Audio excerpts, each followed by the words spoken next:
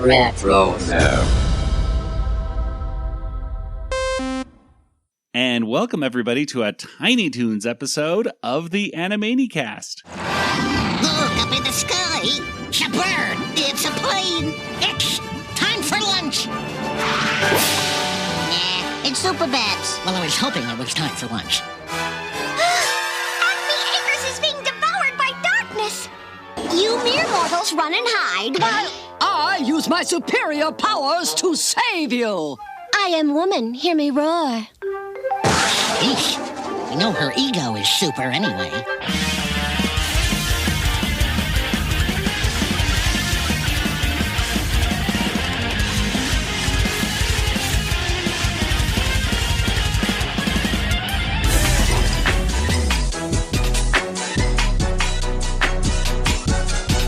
And welcome everybody to another episode of Talkin' Tiny Toons. That's right, we're back. It's a spin-off series of the Animanicast. Today, we are going to be talking about another episode of Tiny Toon Adventures. We're going to revisit all of our favorite jokes and all of the cultural references that we could possibly fathom. And of course, in the end, we're going to give this episode of Tiny Toon Adventures a Water Tower rating. I am Joey, and joining me once again are my co-hosts. There's my brother, Nathan.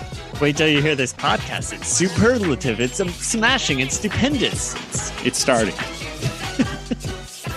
And across the country in Georgia, there's Kelly. It's just little old me. See, I actually took one from the episode today. You got one. Well, yeah, I'm glad that I was able to pick up Nathan's little line there, because I was like, oh, boy. Because we did not rehearse that. Okay, well, yes, this, of course, we're back to talking about Tiny Toon Adventures. That's right. This is an episode that was chosen by our supporters over at Patreon, patreon.com/Animaniacast. And they voted on it, and Cinemaniacs was the one that came up on top. Well, actually, it was tied with another episode, but Kelly was the tiebreaker. And after I saw the segments of this, it was really no contest, I think, because this one is dealing with movies. This one's dealing with parodying movies. So we have a parody of Superman or Supergirl, perhaps. And then, of course, we have a Star Trek parody. And then we have a parody of Indiana Jones. Yay! So it's, yeah. Kelly definitely picked this one.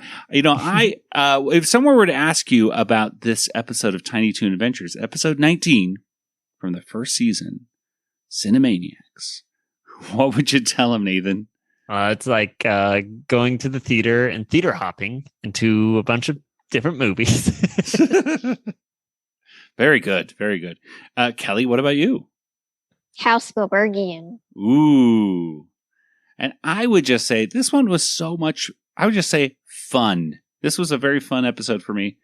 And I got to say, it was just so much fun to get back. I love going back to these classic episodes, whether it's Tiny Toons or our next discussion will be about Pinky and the Brain. And then after that, we're going to the second season of Freakazoid. It's just so much fun to go do these episodes, because that way it's especially with Tiny Toons, these folks are not, when they were making these episodes, you could tell they're not necessarily as worried about cultural references and, stuff like that, but they're just doing send-ups to comedy and just Looney Tunes in general. This is just good stuff. And I felt so good after watching this. I actually kept watching Tiny Toons after this. I just let Hulu just keep going. And I just watched the next 4 or 5 episodes as I was working on other stuff, and just had it playing in the background, and got to revisit all of these other moments that I haven't seen for, more than 20 years, but I still remember them. And so it's super fun. Well, let's go ahead and get right into our discussion. But before we do, we got to get our, it's been so long since I've called it anything else. What do we call this? It's the tribute. What's the What happened on this day? I don't know. I don't know. Oh my gosh! It's been like a year since we did this. And now I totally forgot what the Tiny segment Toons. is even called. It's like it's not November 5th trivia or whatever. No. It's because it's just what happened. But What happened on this day? I Okay, think is what Nathan. you said. Okay, then Nathan, give us the "What Happened on This Day" theme song. What? There was never a theme song. Yes, there is today. What you had to? I thought you wrote it. I did write the song, and it goes like this. What happened on this day? Theme song. It goes like this. The song I sing. This is what happened on this day. Hey. Okay, yay! What happened on this day, Nathan? What day? Oh, Wednesday, October 10th, you mean, of 1990? Yeah, that day. Yeah. So this day, oh man, Thalia, the musician and actress, she releases her debut album, Thalia. Thalia. 5 Inch Nails releases their third album, Sin. And this Wait, is just 5-inch nails. Oh wait, what is it? 6-inch nails? What is that? I thought it was 8-inch 9 nails? 9 inch. 9 inch nails. I that's what it. Well, I did capital 9, so it came out as an open parentheses. So then I was like, oh, I don't know what letter that is, but And the singer, I believe, is Thalia because no. there's an accent over so. the I. I typed in Thalia. Mm-hmm. Yeah, Thalia, because there's an accent mark on the I. No, I don't think so. Thalia. Yeah, I'm a true fan She's of a hers. singer in Mexico. So She's a Mexican singer. What's one of your favorite songs of hers? Nathan? the Thalia. The song.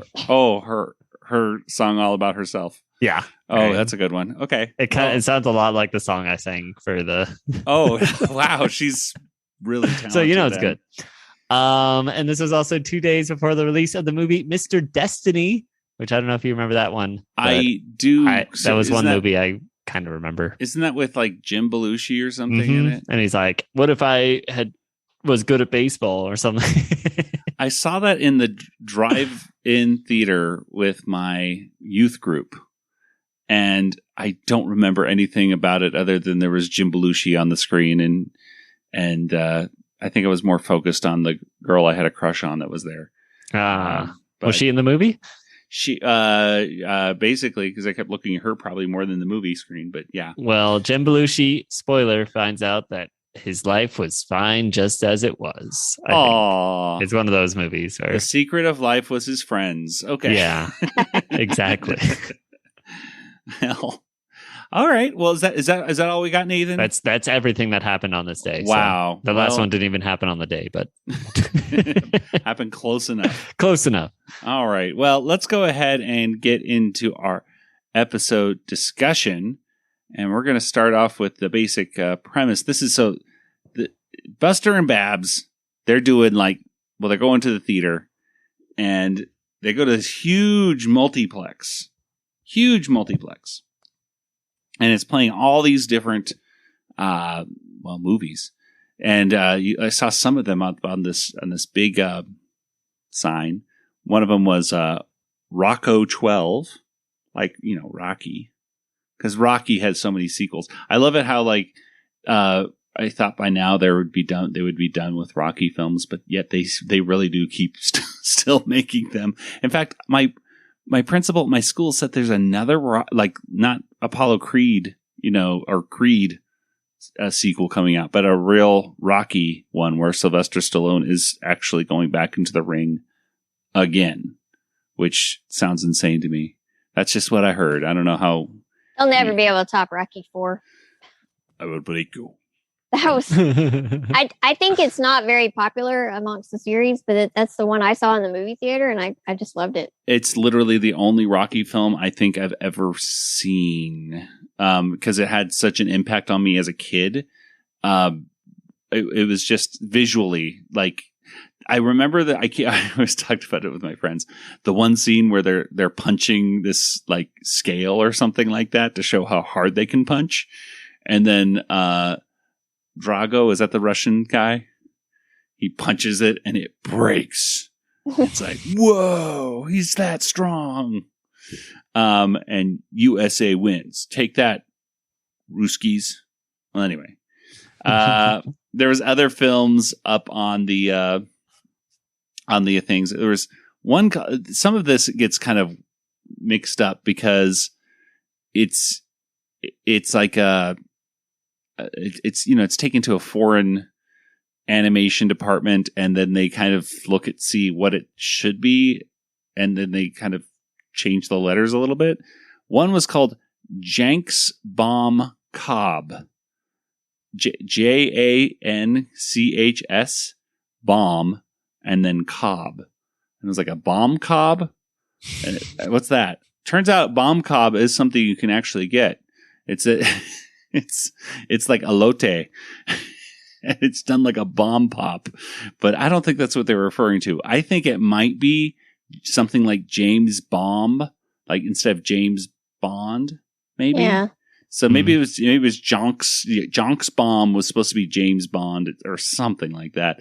There was also a movie that looks like it was supposed to say Abysmal but they put an H there instead of an A, so it says Abysmal. And I think it's parodying The Abyss there. There's also License to Hunt instead of License to Kill. So again, I guess it's another James Bond thing. And then way at the end of the movie, which I might as well talk about now because it's on the sign.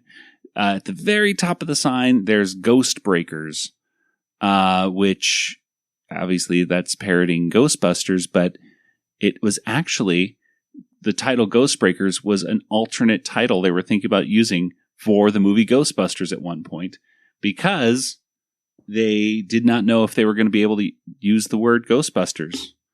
Because there was the show. There was the show, and there was I guess the show itself had not been really up and running for years. But it was like this live action Ghostbusters, which they owned the term Ghostbusters, so they were negotiating trying to use it. And then for a few years after Ghostbusters came out, before the real Ghostbusters came out, there was that horrible cartoon.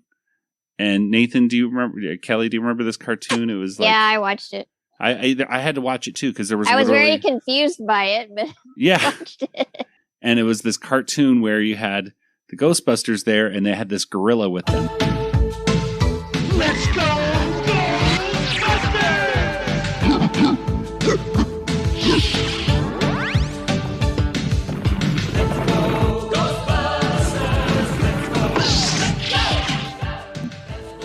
It was very confusing, and I remember watching it as a kid going, wait, which one's Peter? Or is that one Peter? Is the blonde one Peter, and then the other guy is Ray? And who's the gorilla? Like, what is going on here?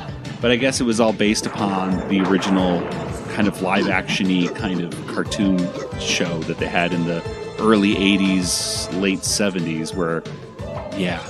So when the cartoon came out, they had to say the real Ghostbusters, not these. And thank goodness that cartoon came out because that other cartoon was horrible. But it still had toys and everything too. It was there was a time where we had no choice but to go with the bad version for like a year or two. They go to the movie theater. Buster and Babs do, and Buster orders 10 million tickets. 10 million tickets, please. 10 million? Yeah, one for you, one for me, and one for each of our pals. And I thought to myself, are there really 10 million people watching?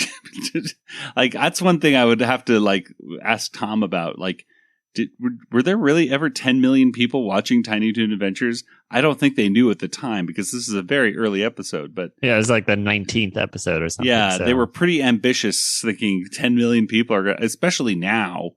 If you got 10 million views on a TV show, that would be a very popular TV show, I would think. With there's so much content out there.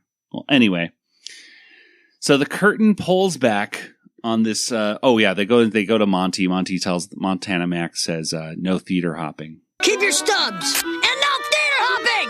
Hopping? What do we look like? Rabbits? They go to the first movie. The first movie they watch is Superbabs.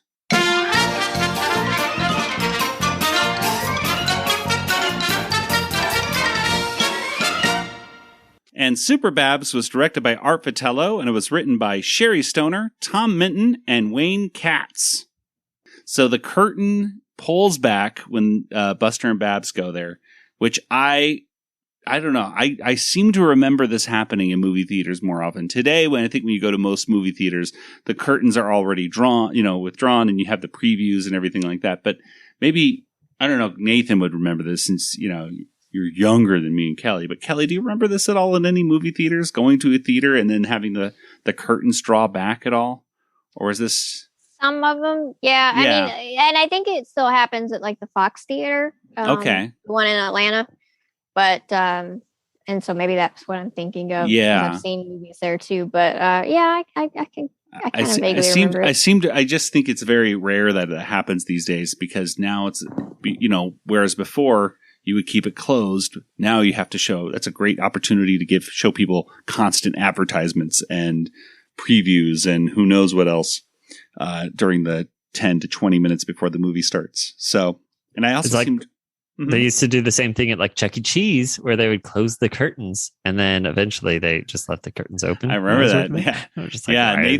Nathan and I both worked at Chuck E. Cheese for many years. And it really did annoy me when they just decided to just keep the curtains up at that restaurant the entire time because there would just be these robots asleep with their eyes closed. And I was just like, why? But they had kids, but they had literally kids that there were one or two times where the curtain would raise and a kid would hold onto the curtain and got lifted up.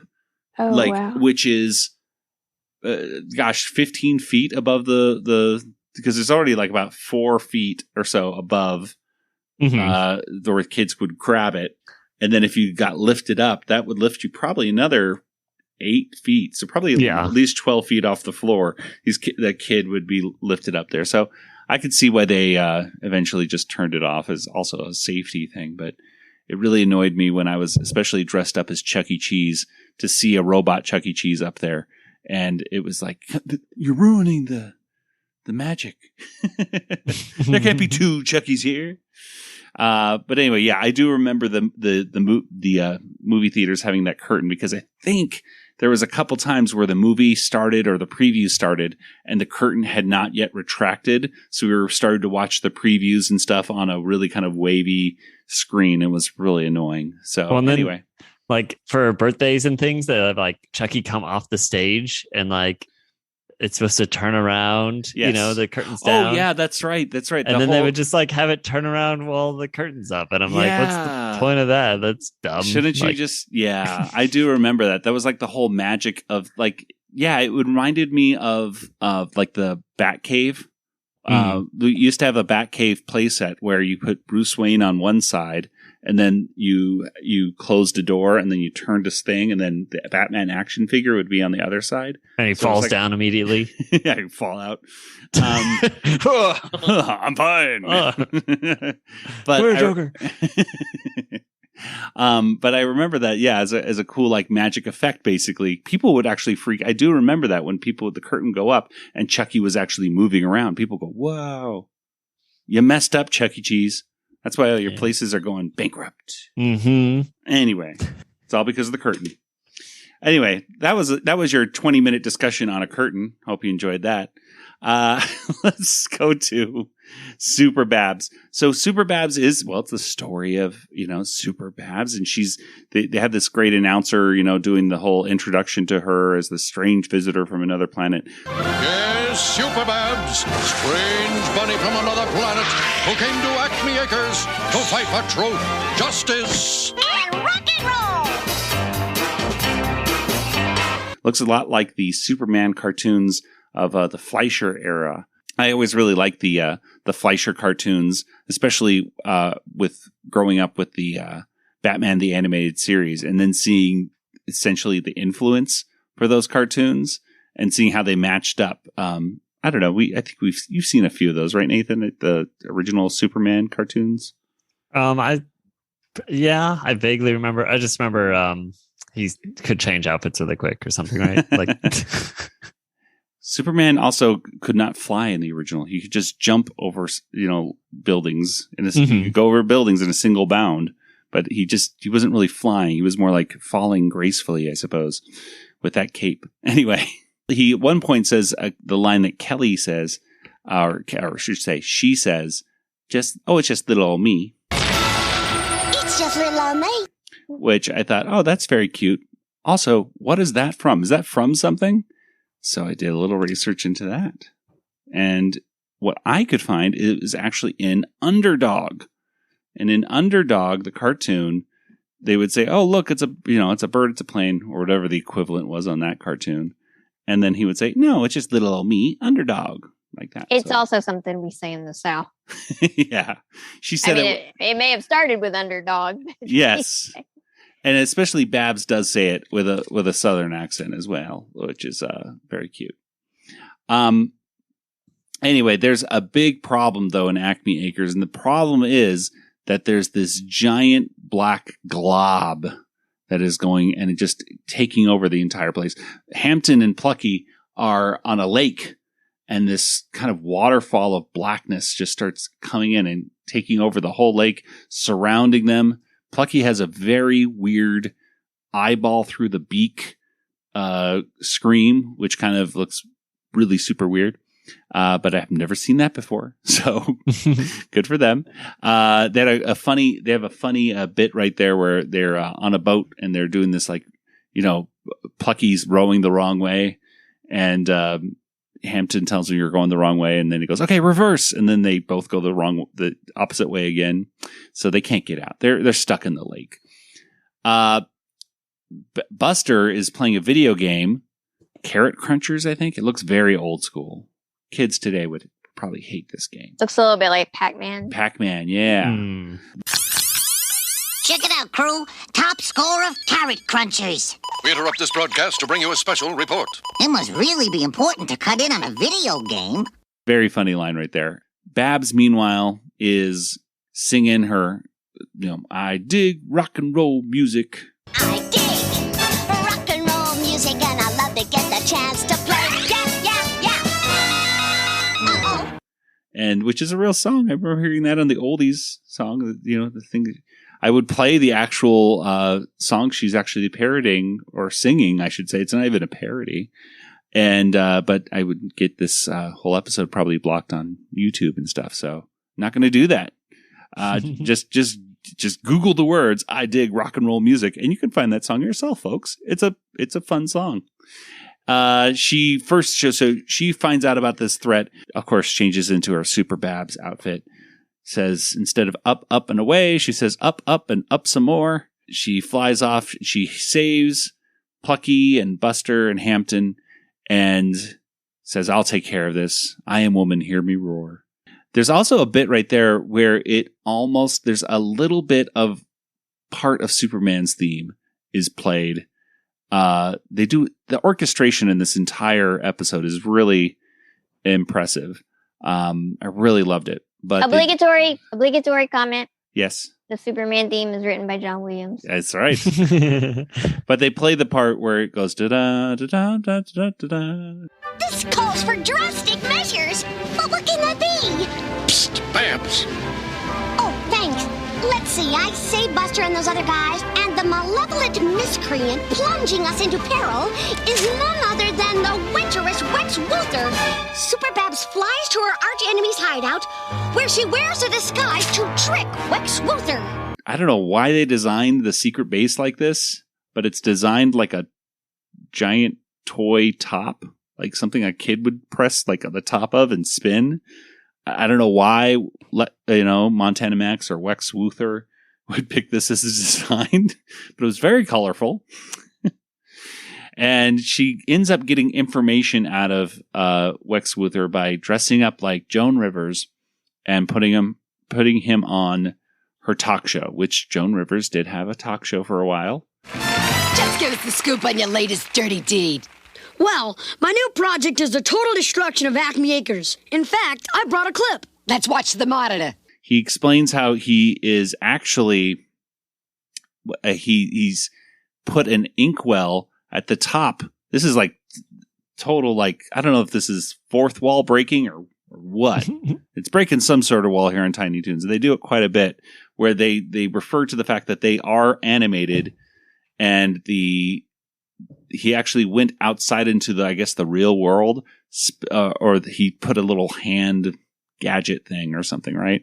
Spilled ink onto the cells, and that's why everything is getting surrounded by black ink. And I think it's all because he wants to start his own theme park. And as soon as Acme Acres is inked out, I'll simply repaint it as Rutherland, the unhappiest place on earth, with plenty of free parking. You know it's the opposite of Disneyland, when not only is it, instead of the happiest place on earth, it's the unhappiest place on earth, and it has lots of free parking, which I thought that is definitely the opposite of Disneyland, because they do not have lots of free parking.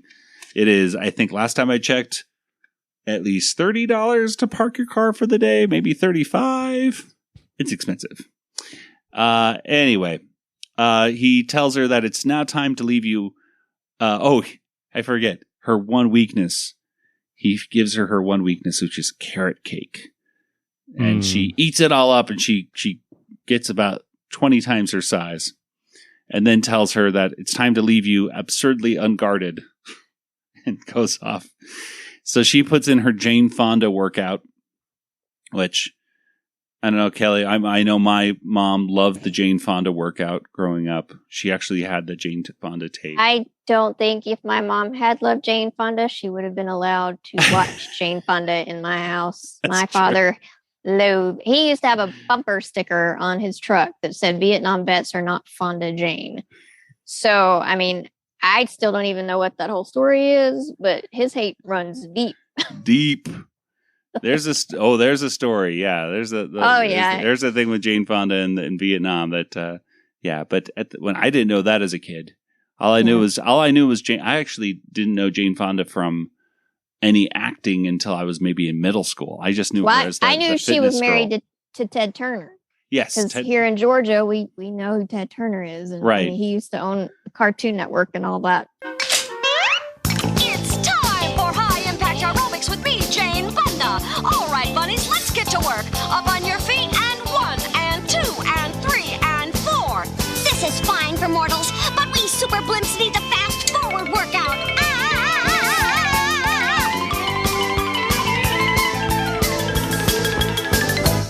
The whole thing wraps up here. Babs jumps out of into the real world too, and has a fencing fight with Montana Max. He has a paintbrush of ink, and I think she has one of whiteout. And then she threatens to white him out.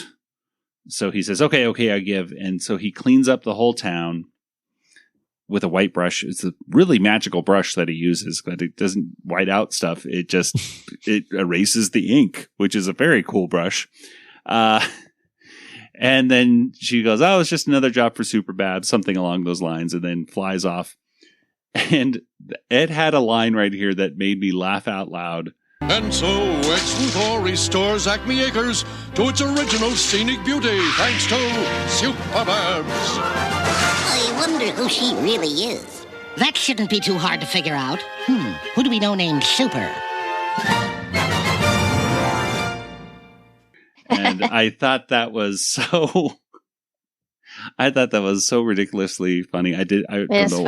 Didn't know why that made me laugh so much, but it was very funny. But that was about all I noticed in Superbabs. What did you think about this first cartoon? Nathan, let's start with you. It was like Superman or Supergirl. Had Supergirl come out by then? Yeah. Supergirl's a bad movie, though. Yeah. I was like, I don't know if there was any homages to that movie in particular, but I never saw it. Even as a kid, I couldn't watch Supergirl. It was that's because you're a boy. Oh, yeah, that's right. No. I watched it. Yeah? Yeah, I don't remember a whole lot about it. I remember it had... I watched it. I remember it had Ducky in it. Or not Ducky, but... what's his name? From 2.5 Men. Isn't Faye Dunaway in it? Oh, God, I don't know. I know that Gene Hackman... I believe Gene Hackman is in it. They were able to talk... I believe they were able to talk him into at least maybe a cameo. But I think the majority of it is who's the guy from 2.5 Men? Not Charlie Sheen, but the guy who played Ducky on Pretty in Pink. You know who I'm talking about? I know. Skinny guy. I know the face. Peter O'Toole. No, I don't know. Peter I'm looking O'Toole. at who's in it. Peter O'Toole Yeah, is in it. Faye That's right. Dunaway was in it. Yeah. Okay, well, anyway, I don't remember much of anything of that movie. I mean, I watched Superman 1, 2, and 3 as a kid.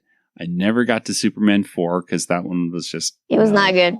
Yeah, and the same thing with Supergirl. I was like, nope. But Superman was definitely like, hey, it was still a known property, and it was definitely, I think Superman was a lot more popular back in the early 90s than he is today. At least that's the impression I get with kids. Kelly, what did you think about this cartoon, this first one? I think I kind of cut in and commented on things as you went over them. So I know. So the ink blot, it sort of reminded me of the Nothing in the Neverending Story. Yeah. Yeah, totally. Because it's like, was the lake dried up? No, the lake was just gone. Yeah. That's just Superbabs. Let's go ahead and get into our discussion of the next one, which is Duck Trek.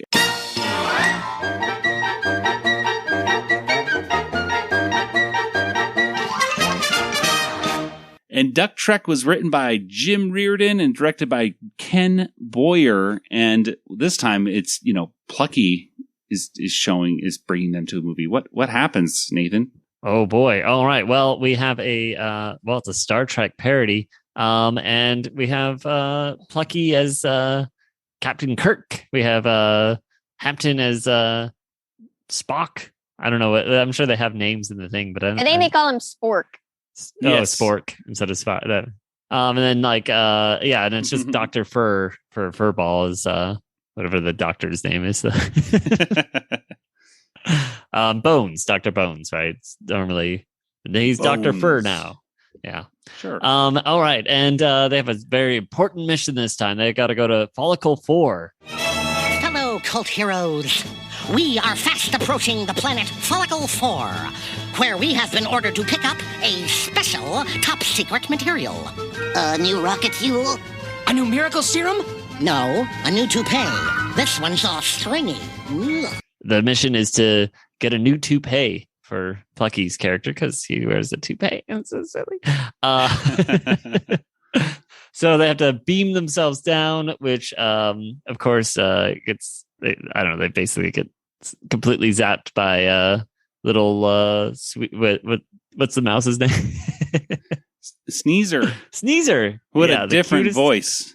Yeah, I thought he sounded a little different. Yeah. Very different. I'm only 3.5 years old. And then they're all down there with some red shirts played by Shirley Sweetie and Saul Sheepdog are all wearing red shirts. Is that his name in this? I didn't even recognize him. Saul Sheepdog, huh? Okay.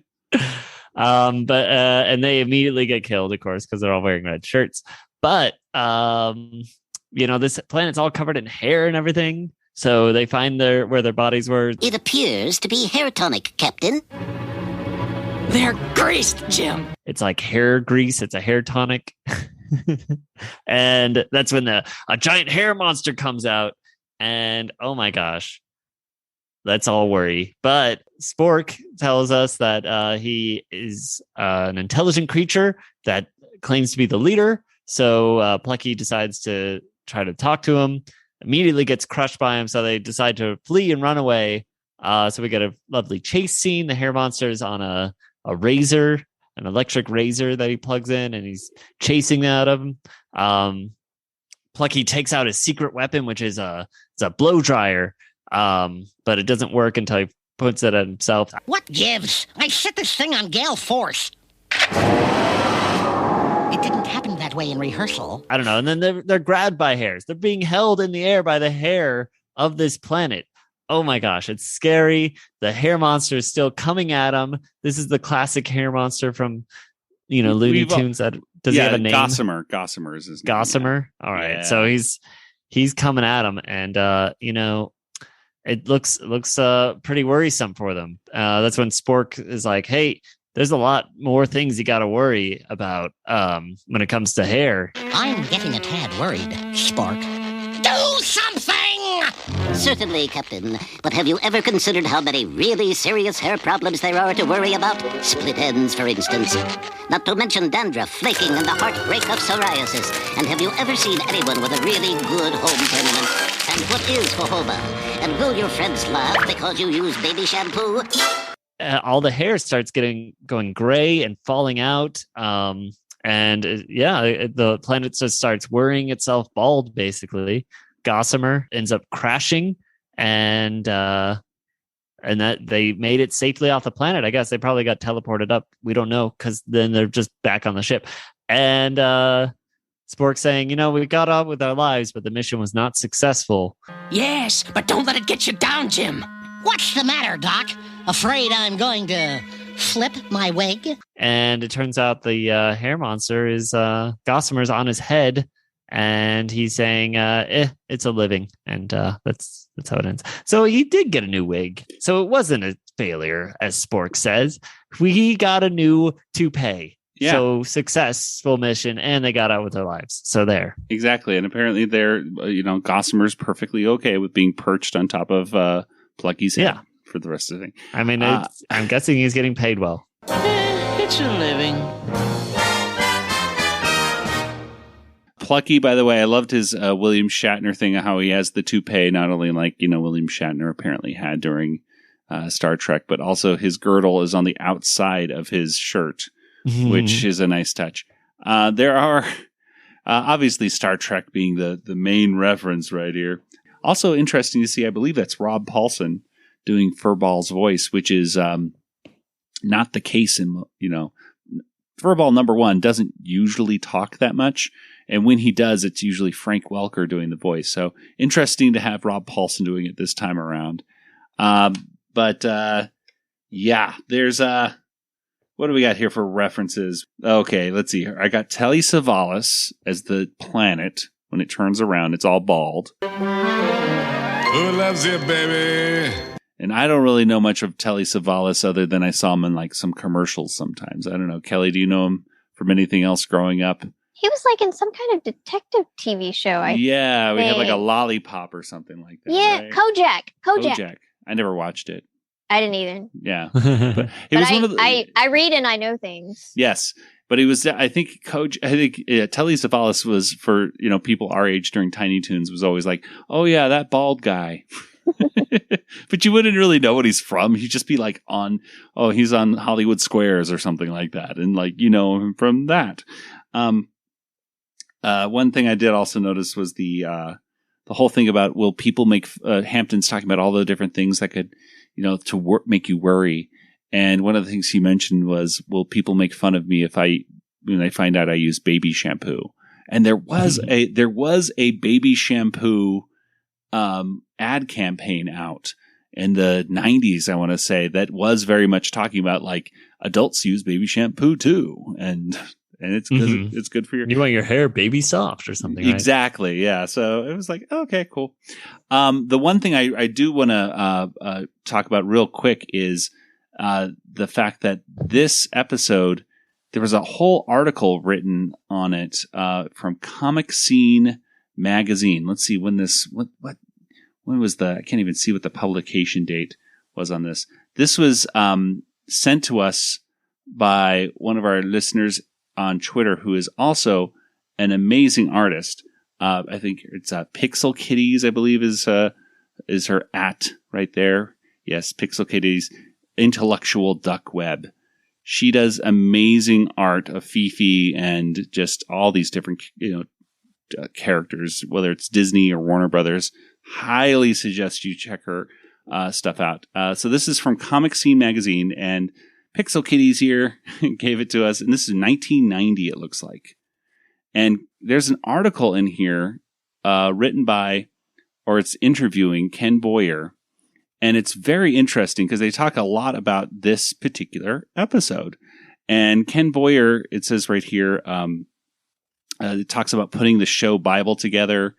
And they had to get all the character designs together. And Ken Boyer, who directed this episode, did 14 designs and cleaned them up and put them in color. And he created the original design, model sheets, poses, and turnarounds for each Tiny Toon. And he reveals that there were stipulations, like all the characters had to have large feet and large heads. And that became a challenge to design the characters and still make them look good.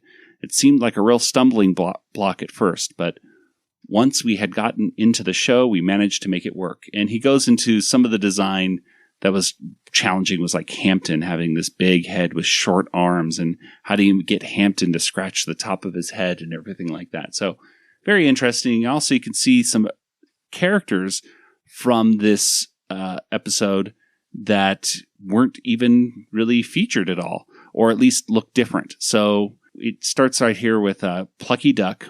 It says, Plucky Duck, a.k.a. Duck-a-Muck, Mucky Duck, which I was like, okay, interesting. So Plucky apparently had some different names originally. And then it says Hampton. They show him dressed up in his spork outfit. And it says Hampton, a.k.a. Hamlet. And then they have Sweetie. Well, I thought her name was Sweetie Bird, but it says Sweetie Pie right here. And then it says Furball, a.k.a.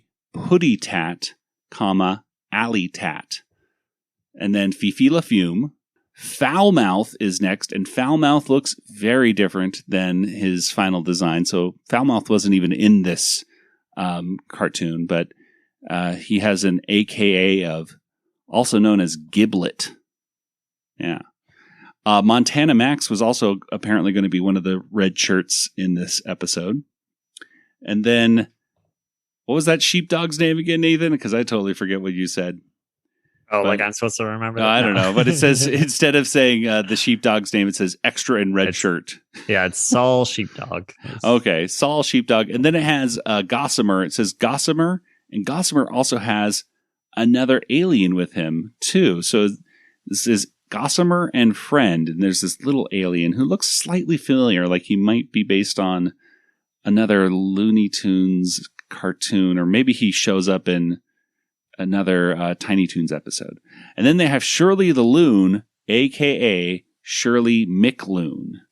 And Shirley looks not like a duck at all. She looks like a loon, like kind of like a different kind of bird, like a pointier beak and stuff. Anyway, interesting stuff. I'll put that stuff on our Facebook, Instagram, Twitter, stuff like that, just so you folks can see it as well. It's interesting to see how the designs have changed. And Ken Boyer, at the time when this episode was actually made and he was directing it, I think he had just come off of the cartoon Mighty Mouse, which looks like a lot of the people working on Tiny Toons had just come off of working on the New Adventures of Mighty Mouse, which was on, I think, CBS Saturday mornings. And I think it was canceled after one season, but it was very influential on getting a lot of these young animators going. And Ken Boyer was only 25 or something. He was at mid-20s here when he's directing these episodes. So some cool stuff. Well, anyway, Kelly, what did you think? Anything in this Duck Trek episode you liked? I liked when the red shirts ran off, because I'm like, I know what's going to happen. And then they were all like swallowed by the goo. Yeah, I like the off-screen screaming, I should say, was very funny. Nathan, anything else that you noticed in this that was funny or of note? Yeah, I mean, I like the I'm a doctor, not a barber comment. Yeah. Good stuff. Yeah. Okay, let's go ahead and get to our last cartoon, and it's just called Pasadena Jones.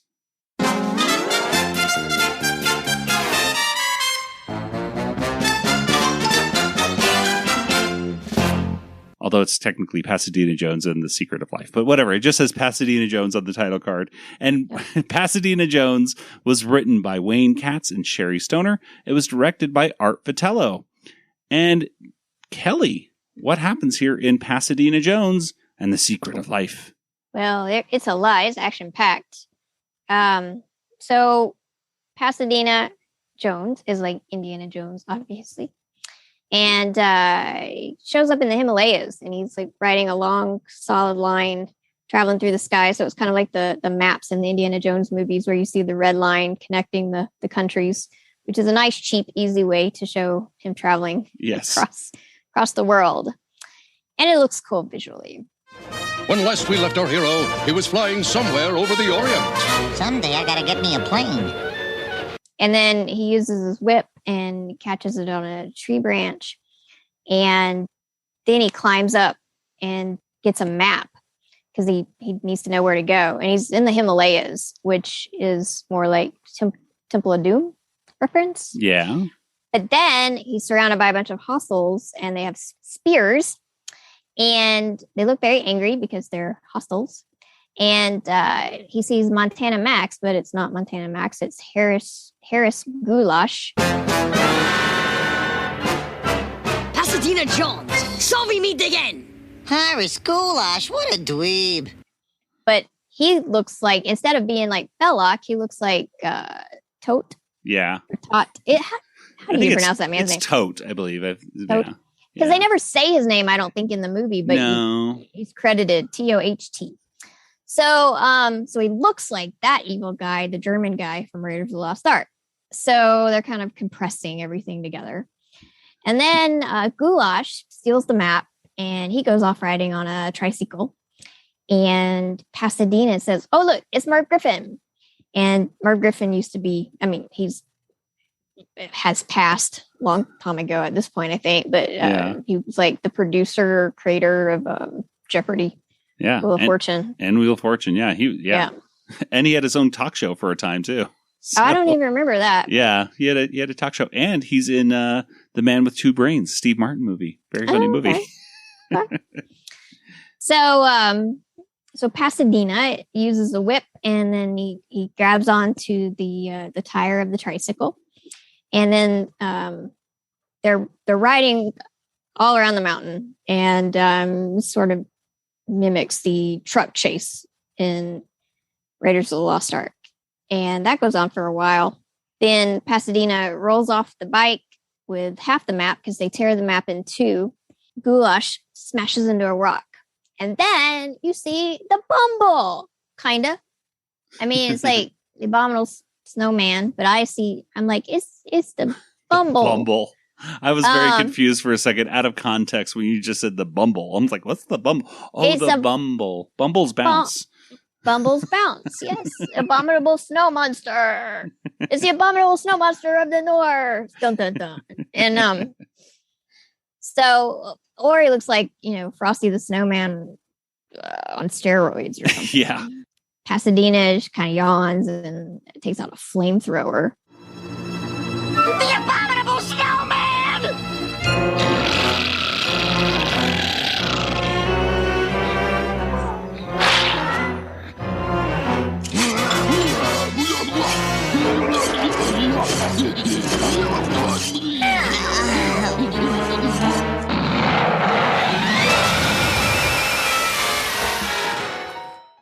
And sets the Bumble / snowman on fire, and he melts. And yes, that is the mimics the scimitar wielding guy in Raiders of the Lost Ark when Indy just kind of like shoots him, like, whatever, I'm not fighting you, I'm tired. I love it that that whole thing came. Didn't that come down because Harrison Ford was just like sick that day? Yeah. And he just didn't want to do anything. That's the story. Yeah. The only person who wasn't sick on the set that day was Spielberg because he had flown in a bunch of like SpaghettiOs or something. Yeah. He was eating he ate his pans. own food. Yeah. He ate his own food. So he wasn't sick, but everybody else was. Jeez. So that's the story, but it's been corroborated by a lot of different people. So I don't think it's one of those Hollywood myths. No. So he gets back to trying to find this Temple of the Secret of Life. And then Hampton starts yelling out where it is. And now he's got like a kiosk where he's selling tickets for it out in front. Now, where is that old Temple of the Secret of Life? Step right up, folks, to the Temple of the Secret of Life. Step right up. Goulash shows up. He's found the location now, too. He buys a ticket and goes into the temple. But then he is beaten up and caught in a mousetrap. No, me first! Me! Okay, Mac, whatever you say.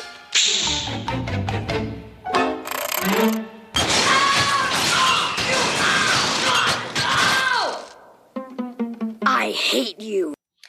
And then Pasadena goes in. They're waiting on mine carts, like they wait on the bus or a train. So Pasadena looks at his watch, and then a mine car shows up, and then Goulash also does the same thing, and then it's like this huge big roller coaster kind of thing of the mine carts. And now we're back to Temple of Doom, and there's booby traps and spears flying at them and alligators and a giant 8-ball. Now we're back to Raiders of the Lost Ark. And then they reach a big golden door with a question mark on it. It kind of reminded me of like the little boxes in Super Mario Brothers. Me too. I was like, okay. Yeah.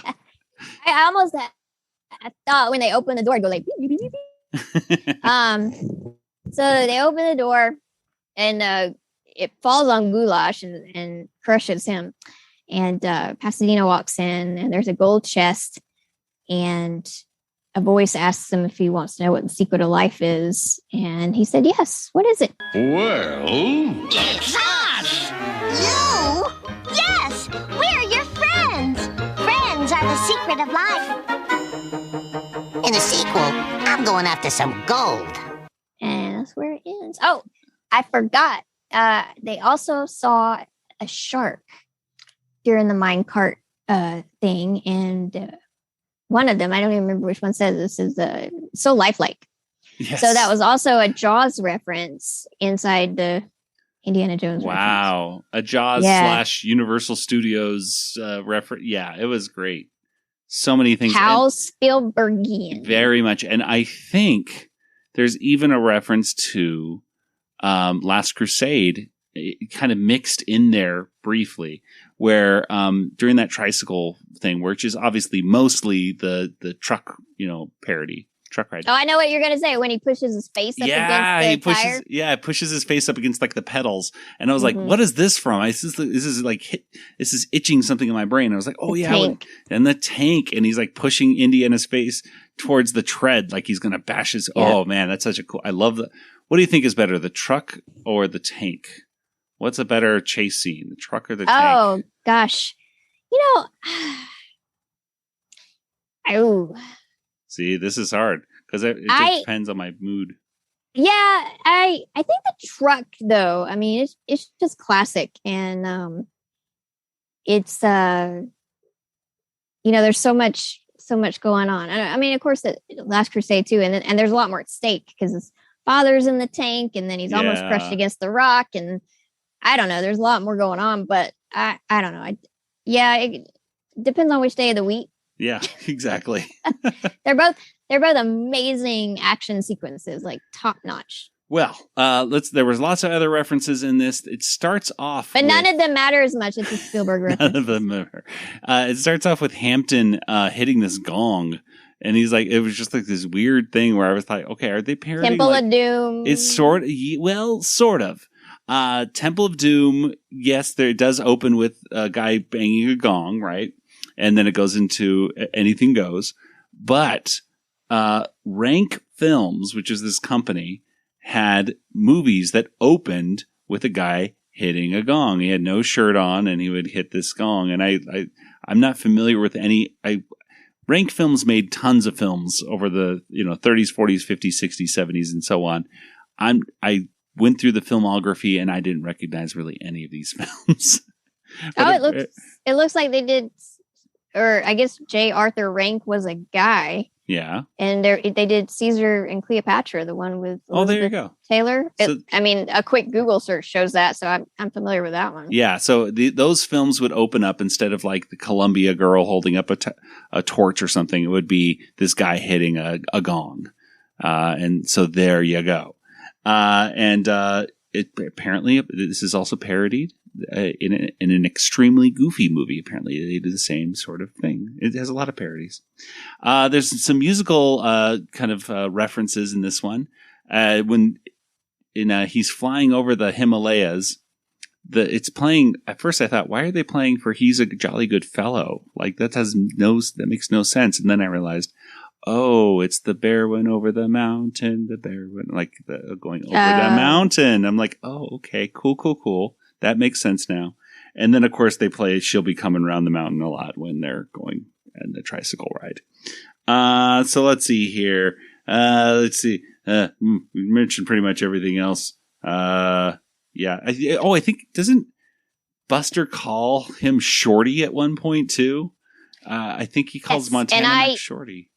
Yeah, and I mean, obviously that's a reference to Short Round from Temple of Doom, but it doesn't make sense in the context of the cartoon.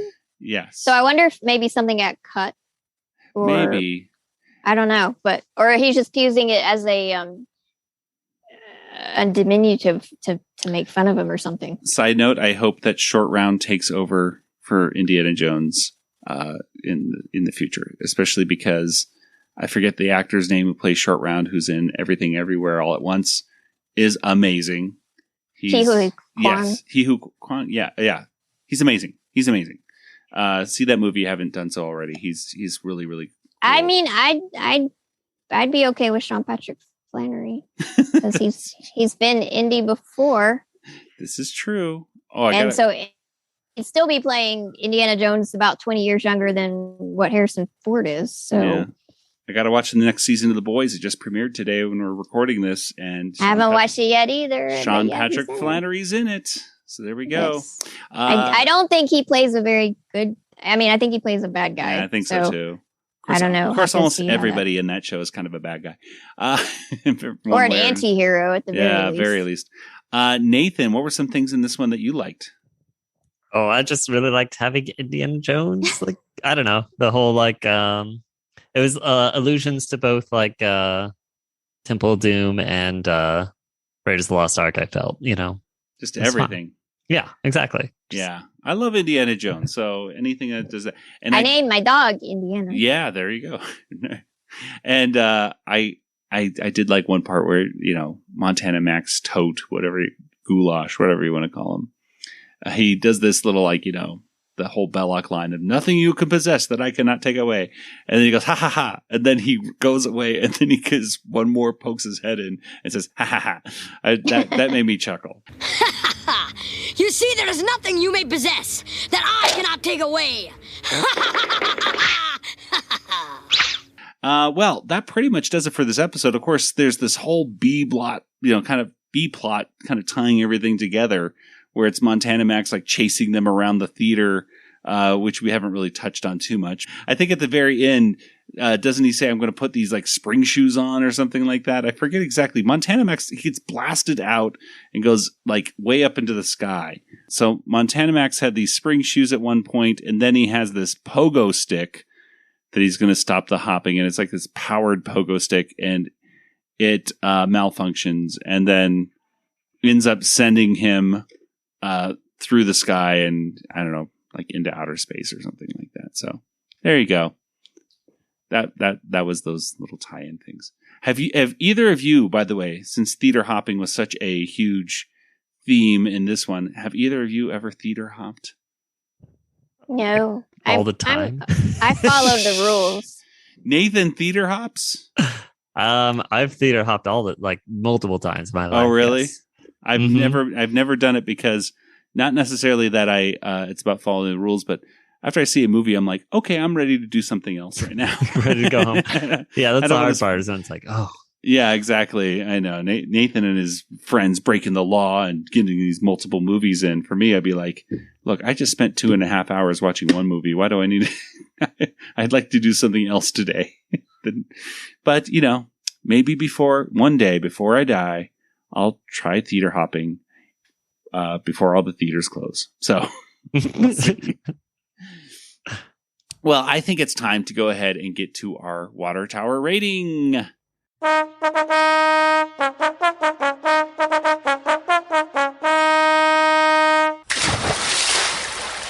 Well, out of 5 water towers, how many would you give this episode of Tiny Toon Adventures? Nathan, why don't we start with you?